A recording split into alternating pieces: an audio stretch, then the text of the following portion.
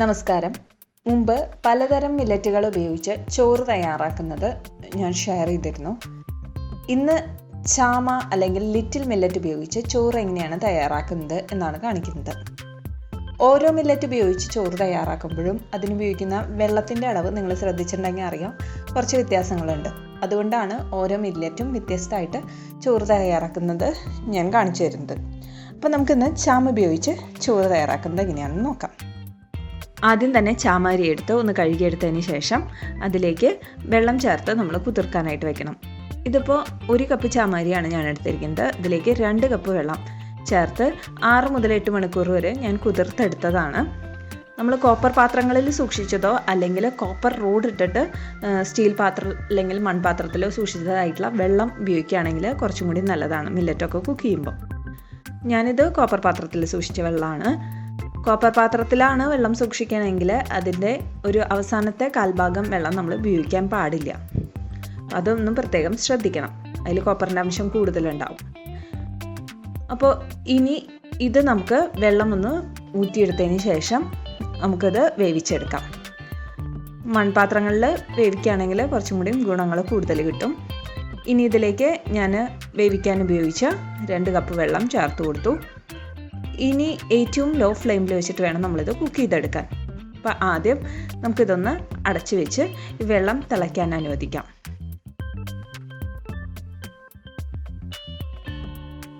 വെള്ളം ചെറുതായി ഒന്ന് തിളയ്ക്കാൻ തുടങ്ങുമ്പോൾ അതിലേക്ക് 1 ടീസ്പൂൺ ഓയിൽ ചേർത്ത് കൊടുക്കുന്നുണ്ട്. അരികൾ തമ്മിൽ ഒട്ടിപ്പിടിക്കാതിരിക്കാൻ വേണ്ടിയിട്ടാണ് ഇതുപോലെ ഓയിൽ ചേർത്ത് കൊടുക്കുന്നത്. ബുൾ ഡ്രിവൺ ഓയിൽ ഉപയോഗിക്കണം എന്നാണ് ഡോക്ടർ കാദർവല്ലി പറയുന്നത്. ബുൾ ഡ്രിവൺ ഓയിൽ എന്ന് പറഞ്ഞാൽ ഈ പിക്ചറിൽ കാണുന്ന പോലെ ആട്ടിയെടുത്ത എണ്ണയാണ്. ഇതിനാവുമ്പോൾ നമ്മൾ മെഷീനിൽ ഉണ്ടാക്കുന്ന പോലെ അധികം ടെമ്പറേച്ചറൊന്നും കൂടുന്നില്ല എണ്ണയ്ക്ക്. അതുകൊണ്ട് തന്നെ എണ്ണയുടെ ഗുണങ്ങൾ മുഴുവൻ അതിൽ തന്നെ ഉണ്ടാവും. അതുകൊണ്ടാണ് ഇങ്ങനത്തെ എണ്ണ ഉപയോഗിക്കുന്നതെന്ന് പറയുന്നത്. അപ്പോൾ ഇത് നമ്മുടെ നാട്ടിൽ ഇങ്ങനത്തെ എണ്ണ കിട്ടുന്നുണ്ടോ എന്ന് എനിക്ക് കറക്റ്റായിട്ട് അറിയില്ല. ഇനി ഇതിലേക്ക് നമുക്ക് ചാമ ചേർത്ത് കൊടുക്കാം.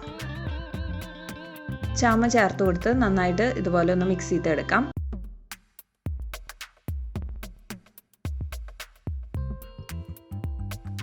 ഇനി ഇത് ഏറ്റവും കുറഞ്ഞ തീയിൽ വെച്ചിട്ട് വേണം ഒന്ന് വേവിച്ചെടുക്കാൻ. അപ്പോൾ ഒരു അടപ്പ് കൊണ്ട് അടച്ച് ഇതുപോലെ ഒന്ന് വേവിച്ചെടുക്കാം.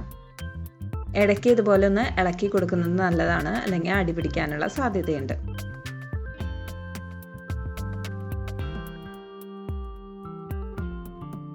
പതിനഞ്ച് മുതൽ 20 മിനിറ്റ് വരെ എടുക്കും. നമ്മുടെ ഗ്യാസിൻ്റെ ഫ്ലെയിമൊക്കെ അനുസരിച്ചിരിക്കും. ലോ ഫ്ലെയിമിലിടാനായിട്ട് ശ്രദ്ധിക്കുക. ഇതിപ്പോൾ ഒരുവിധം വെള്ളം വറ്റി വന്നിട്ടുണ്ട്. കുറച്ചും കൂടി ഒന്ന് വെള്ളം വറ്റി കഴിയുമ്പോൾ നമുക്കിത് ഓഫ് ചെയ്ത് വെക്കാം. അപ്പോൾ ഞാനിത് ഒന്നുകൂടി ഒന്ന് അടച്ച് വെക്കുകയാണ്. 2 മിനിറ്റ് കഴിയുമ്പോൾ നമുക്കൊന്ന് ചെക്ക് ചെയ്ത് നോക്കാം. ഇപ്പോൾ 2 മിനിറ്റ് കഴിഞ്ഞു, ഒരുവിധം വെള്ളം വറ്റി വന്നു. ഞാനിത് നന്നായിട്ടൊന്ന് ഇളക്കിയതിന് ശേഷം കുറച്ചും കൂടി ഒന്ന് വെള്ളം വറ്റി വരാനുണ്ട്. ഇപ്പോൾ കാണുമ്പോൾ നമുക്ക് നല്ല ഒട്ടിയിരിക്കുന്ന മാതിരി തോന്നും. അത് നന്നായി ചൂടാറി വരുമ്പോൾ കറക്റ്റായിട്ട് വരും. അപ്പോൾ ഈ ഒരു സമയത്ത് ഞാൻ ഗ്യാസ് ഓഫ് ചെയ്തിട്ട് നന്നായിട്ടൊന്ന് 10 മിനിറ്റ് ഇത് അടച്ച് വെക്കുകയാണ്. 10 മിനിറ്റ് കഴിഞ്ഞു. ഞാനിത് ഒരു ഫോർക്ക് ഉപയോഗിച്ച് ഇതുപോലെ ഒന്ന് മിക്സ് ചെയ്തെടുക്കുകയാണ്. സ്പൂൺ വെച്ച് നമുക്ക് ശരിക്കും ചെയ്യാൻ പറ്റില്ല, ഫോർക്ക് ഉപയോഗിച്ച് ചെയ്യുന്നതാണ് നല്ലത്. അപ്പോൾ നമ്മൾ നേരത്തെ നല്ല ഒട്ടിയിരിക്കുന്നത് പോലെയാണ് തോന്നിയത് റൈസ് കണ്ടപ്പോൾ. ഇപ്പോൾ ഡ്രൈ ആയി വരും തോറും ഇത് ശരിക്ക് ചോറ് പോലെ തന്നെ വന്നോളും. നമ്മൾ സാധാരണ ചോറ് പോലെ തന്നെ നമ്മൾ മില്ലറ്റ് വേവിക്കുമ്പോഴും ഉപ്പിടേണ്ട ആവശ്യമില്ല. കറികൾ കൂട്ടി കഴിക്കുമ്പോൾ നമുക്ക് ഇതിൻ്റെ ടേസ്റ്റ് അങ്ങനെ അറിയില്ല. അപ്പോൾ അതുകൊണ്ട് ഉപ്പിടേണ്ട ആവശ്യമില്ല. ചാമ അല്ലെങ്കിൽ ലിറ്റിൽ മില്ലറ്റ് ഉപയോഗിച്ചിട്ടുള്ള ചോറ് തയ്യാറായിട്ടുണ്ട്. ബ്രൗൺ ടോപ്പ് മില്ലറ്റ്, അതുപോലെ തിന, അതുപോലെ വരക്, ഇതൊക്കെ ഉപയോഗിച്ചിട്ടുള്ള ചോറ് റെസിപ്പി ഷെയർ ചെയ്തിരുന്നു. അപ്പോൾ എല്ലാവരും ട്രൈ ചെയ്ത് നോക്കൂ. വളരെ സിമ്പിളായിട്ട് നമ്മൾ സാധാരണ ചോറ് വയ്ക്കുന്ന പോലെ തന്നെ ചോറ് തയ്യാറാക്കി എടുക്കാം. ചാമരി അല്ലെങ്കിൽ ലിറ്റിൽ മില്ലറ്റിൻ്റെ ചോറ് ഉപയോഗിച്ച് കോക്കനട്ട് റൈസ് എങ്ങനെയാണ് തയ്യാറാക്കിയെടുക്കുന്നതെന്ന് നമുക്ക് നോക്കാം. ആദ്യം തന്നെ ചൂടുകട്ടിയുള്ള ഒരു പാത്രം അടുപ്പിൽ വെച്ച് അതിലേക്ക് എണ്ണ ചേർത്ത് കൊടുക്കാം. എണ്ണ ഒന്ന് ചൂടായി വരുമ്പോൾ ഇതിലേക്ക് ഞാൻ കപ്പലണ്ടിയാണ് ആദ്യം ചേർത്ത് കൊടുക്കുന്നത്, 2 ടേബിൾ സ്പൂൺ. ചെറുതായിട്ടൊന്ന് ബ്രൗൺ നിറായി തുടങ്ങുമ്പോൾ ഇതിലേക്ക് 1 ടീസ്പൂൺ ഉഴുന്നും 1 ടീസ്പൂൺ കടലപ്പരിപ്പും ചേർത്ത് കൊടുക്കുന്നുണ്ട്. നന്നായിട്ട് യോജിപ്പിച്ചെടുക്കാം.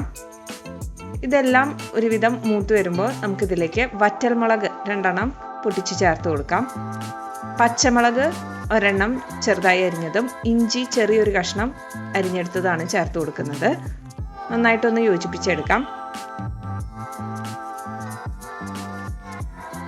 ഇത് തേങ്ങാക്കൊത്താണ് 1 ടേബിൾ സ്പൂൺ. അപ്പോൾ അത് ആദ്യമേ ചേർക്കേണ്ടതായിരുന്നു, ഞാൻ വിട്ടുപോയതാണ്. അപ്പോൾ കപ്പലണ്ടി ചേർക്കുമ്പോൾ തന്നെ നമുക്ക് വേണമെങ്കിൽ തേങ്ങാക്കൊത്തും ചേർത്ത് കൊടുക്കാം. ഇതും കൂടി ചേർത്ത് നന്നായി യോജിപ്പിച്ചതിന് ശേഷം നാളികേരം ചിരകിയത് 1/4 കപ്പാണ് ഞാൻ ചേർത്ത് കൊടുക്കുന്നത്. നന്നായിട്ടൊന്ന് യോജിപ്പിച്ചെടുക്കാം. ഇനി ഇതിലേക്ക് ആവശ്യത്തിനുള്ള ഉപ്പ് ചേർത്ത് കൊടുക്കാം. ചാമരിയുടെ ചോറിൽ നമ്മൾ ഉപ്പ് ചേർത്തിട്ടുണ്ടാവില്ല, അപ്പോൾ അതും കൂടി കണക്കാക്കിയിട്ട് വേണം നമ്മൾ ഉപ്പ് ചേർത്ത് കൊടുക്കാൻ. നന്നായി ഒന്ന് യോജിപ്പിച്ചെടുത്തതിന് ശേഷം വേവിച്ച് വെച്ചിരിക്കുന്ന ചാമരി ചേർത്ത് കൊടുക്കണം. ചാമരി ചൂടാറിയതിന് ശേഷം വേണം നമ്മളിതിലേക്ക് ചേർത്ത് കൊടുക്കാൻ. കട്ടകളൊക്കെ ഉണ്ടെങ്കിൽ അതൊന്ന് ഫോർക്ക് കൊണ്ട് നന്നായിട്ടൊന്ന് ഉടച്ചതിന് ശേഷം ചേർത്ത് കൊടുക്കാം. ഇതിപ്പോൾ 1 കപ്പ് ചാമരി ഉപയോഗിച്ച് തയ്യാറാക്കിയ ചോറാണ് ഞാൻ ഈ കോക്കനട്ട് റൈസിലേക്ക് ചേർത്ത് കൊടുക്കുന്നത്. ആദ്യം തന്നെ നമുക്ക് കുറച്ച് ചോറ് ചേർത്ത് കൊടുത്ത് നന്നായിട്ടൊരു ഫോർക്ക് ഉപയോഗിച്ച് അതിലെ കട്ടകളൊക്കെ ഒന്ന് ഉടച്ചു കൊടുക്കാം. ബാക്കിയുള്ള ചോറ് കൂടി ചേർത്ത് കൊടുത്ത് യോജിപ്പിച്ചെടുക്കാം. അപ്പോൾ ടേസ്റ്റ് നോക്കിയിട്ട് ഉപ്പ് കുറവുണ്ടെന്ന് തോന്നുകയാണെങ്കിൽ ഉപ്പും ഈ സമയത്ത് ചേർത്ത് കൊടുത്ത് നന്നായി യോജിപ്പിച്ചെടുക്കാം. അങ്ങനെ മില്ലറ്റ് ഉപയോഗിച്ചിട്ടുള്ള കോക്കനട്ട് റൈസ് തയ്യാറായിട്ടുണ്ട്.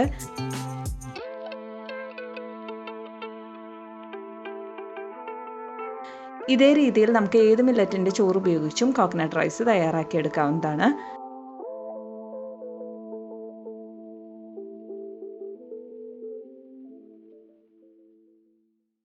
വളരെ എളുപ്പത്തിൽ തയ്യാറാക്കിയെടുക്കാൻ പറ്റുന്ന ഒരു മില്ലറ്റ് ബ്രേക്ക്ഫാസ്റ്റ് റെസിപ്പിയാണ് മില്ലറ്റ് നീർദോശ. എങ്ങനെയാണ് തയ്യാറാക്കിയെടുക്കുന്നത് നമുക്ക് നോക്കാം. ആദ്യം വേണ്ടത് മില്ലറ്റ് 6 മുതൽ 8 മണിക്കൂർ വരെ കുതിർത്തെടുത്തതാണ്. ഈ നീർദോശയ്ക്ക് വേണ്ടിയിട്ട് നമുക്ക് ചാമ അല്ലെങ്കിൽ ലിറ്റിൽ മില്ലറ്റ്, അതുപോലെ തന്നെ കവതപ്പുല്ല് എന്ന് പറയുന്ന ബന്യാട്ട് മില്ലറ്റ്, ഇതിലേതെങ്കിലും ഉപയോഗിക്കാം. ഞാനിവിടെ ചാമയാണ് ഉപയോഗിച്ചിരിക്കുന്നത്. 1 കപ്പ് ചാമ 2 കപ്പ് വെള്ളത്തിൽ കുതിർത്തെടുത്തതാണ്.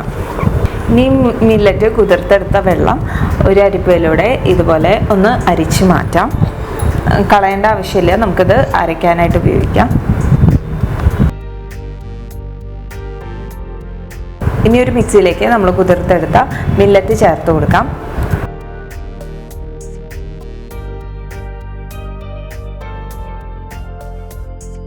ഇനി അതിലേക്ക് നാളികേരം ചേർത്ത് കൊടുക്കുന്നുണ്ട്. ഇതിപ്പോൾ 1/2 കപ്പ് നാളികേരമാണ് എടുത്തിരിക്കുന്നത്.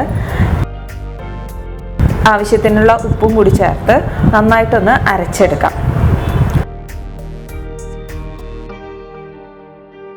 അരച്ചെടുക്കുമ്പോൾ ഇതുപോലെ ആയി വരും. ഇനി ഇതിലേക്ക് നമ്മൾ ആവശ്യത്തിനുള്ള വെള്ളം ചേർത്ത് നന്നായിട്ട് അരച്ചെടുക്കണം.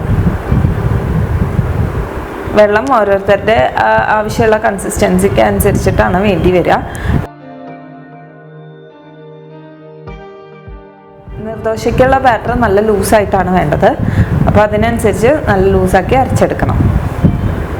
ഞാൻ ഓൾറെഡി 1 കപ്പ് വെള്ളം ചേർത്തിട്ടാണ് അരച്ചെടുത്തത്. ഇനി ഇതിലേക്ക് വെള്ളം ചേർത്ത് കൊടുക്കണം. അപ്പോൾ ഉപ്പ് ആവശ്യത്തിനുണ്ടോ എന്ന് നോക്കിയിട്ട് ആവശ്യമുണ്ടെങ്കിൽ വീണ്ടും ഉപ്പും കൂടി ചേർത്ത് കൊടുക്കാം. ഇതിലേക്ക് ഞാൻ ബാക്കിയുള്ള വെള്ളം കൂടി ചേർത്ത് കൊടുക്കുകയാണ്. അപ്പോൾ 2 കപ്പ് വെള്ളം ഉണ്ടായിരുന്നത് മുഴുവനായിട്ടും ചേർത്ത് കൊടുക്കുന്നുണ്ട്. കൺസിസ്റ്റൻസി ഓരോരുത്തരുടെ ഇഷ്ടത്തിനനുസരിച്ച് കൂട്ടുകയോ കുറയ്ക്കുകയോ ചെയ്യാം. നീർദോശ പൊതുവേ കുറച്ച് നല്ല ലൂസ് ബാറ്ററാണ് വേണ്ടത്. ഇത് കറക്റ്റായി വന്നിട്ടുണ്ട്. ഇനി നമുക്ക് സാധാരണ ദോശ ഉണ്ടാക്കുന്ന പോലെ തന്നെ ദോശ ചുട്ടെടുക്കാം. ദോശ ഉണ്ടാക്കാനായിട്ട് ആദ്യം പാൻ അടുപ്പിൽ വെച്ച് നന്നായി ചൂടാക്കിയെടുക്കണം. നന്നായി ചൂടാക്കിയെടുത്തതിന് ശേഷം വേണം നമ്മൾ ദോശമാവ് ഒഴിച്ചു കൊടുക്കാനായിട്ട്. അതിലേക്ക് ഇതുപോലെ മാവ് ഒഴിച്ചു കൊടുക്കണം. കോക്കനട്ട് ഇട്ടിട്ടുള്ള കാരണം അതിൽ നിന്ന് തന്നെ എണ്ണ ഇറങ്ങി വന്നോളും. അപ്പോൾ അതുകൊണ്ട് ഇതിലേക്ക് നെയ്യ് ചേർത്ത് കൊടുക്കേണ്ട ആവശ്യമില്ല ദോശയ്ക്ക്. ഇനി ഇത് സൈഡൊക്കെ വിട്ട് വരും ആവുമ്പോൾ, അങ്ങനെ വരുമ്പോൾ നമ്മൾ ഇതുപോലെ മറിച്ചിടുക.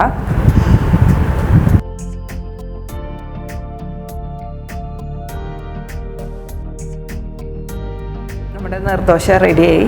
ഇത് കറികളുടെ കൂടെ ചട്നിയുടെ കൂടെയൊക്കെ കഴിക്കാം. അപ്പോൾ എല്ലാവരും ഒന്ന് ട്രൈ ചെയ്ത് നോക്കിയിട്ട് ഫീഡ്ബാക്ക് അറിയിക്കൂ. ഇനി ഇതുപോലുള്ള റെസിപ്പീസായിട്ട് ഞാൻ വരാം. നന്ദി, നമസ്കാരം.